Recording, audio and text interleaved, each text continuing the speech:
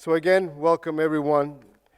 Now it is my great pleasure to introduce Mr. Kevin Gover, Director of the Smithsonian's National Museum of the American Indian.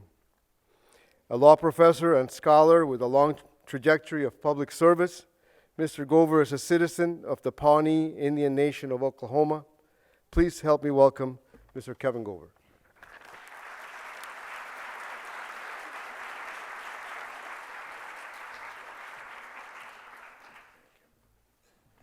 Thank you, Jose.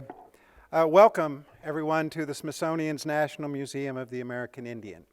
As you probably have deduced, our museum is a hemispheric museum, both in its conception and in its material culture collections.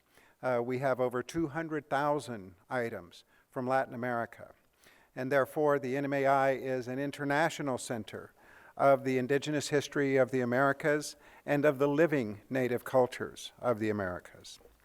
Therefore, we have major scholarly projects in Central America, in the Caribbean, and in the exhibition of the Great Inka Road, the Andean world of South America.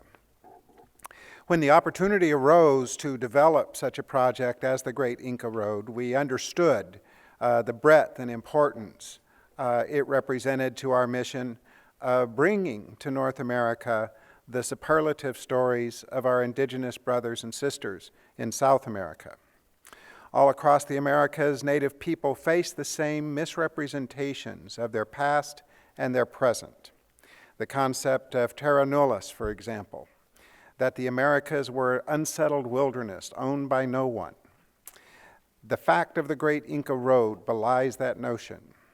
The road is powerful in its statement of ownership, agency, and capacity of indigenous people.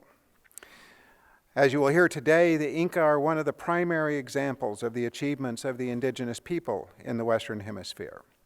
Their knowledge, their understanding of their environment, their agriculture, and of course their engineering all remain infinitely interesting and instructive, particularly in a world that is grappling with challenges of sustainability that have become existential. There is knowledge to be gained from the examination of these indigenous cultures, not simply for the sake of gathering knowledge, but for its application in our contemporary lives. The NMAI is fortunate to have two experienced hands, one with deep Andean scholarly experience, Dr. Ramiro Matos, the other with long experience in bridging the Native Americas north and south, Dr. Jose Barrero. They are the scholars primarily responsible for our exhibition, but they would be the first to say that many fine scholars, both credentialed and not, have contributed importantly to their work and to this exhibition. We are grateful for the generous response from the scholarly world and also from the Native communities in the Andean world. We've integrated the offerings and contributions of dozens and dozens, including Quechua and Aymara people, for whom the road is a living road. We are grateful as well to the cultural ministries and institutions of the 6 Andean Inka Road republics, to the U.S. embassies in those 6 countries, and to the embassies of those countries in Washington and at the Organization of American States. We're grateful as well to colleagues from across the Smithsonian and many other institutions, too numerous to list. Within the NMAI as well, it was a fine collaboration. Teams in conservation, media, web, publication, education, exhibitions, all connected to deliver a product that will carry the story of the Great Inka Road to over 5 million live visitors over the next 3 years, and even more extended audiences via the web and educational institutions that will use our materials. We owe as well a great deal of gratitude to our next speaker, Dr. Wayne Clough, for the Smithsonian-wide interest in the project that has become the Great Inka Road Engineering and Empire. The Smithsonian is a great place to work, and I am grateful for many enlightening experiences during my time here. Certainly, one of my fondest memories was when my wife Anne Marie and I enjoyed a lovely dinner with Wayne Clough and his wife Anne on the Hiram Bingham, the train that runs between Cusco and Machu Picchu. After a beautiful day exploring the wonders of Machu Picchu, we got to exchange stories with Wayne and Ann and realized as it was happening that it was a special time and place.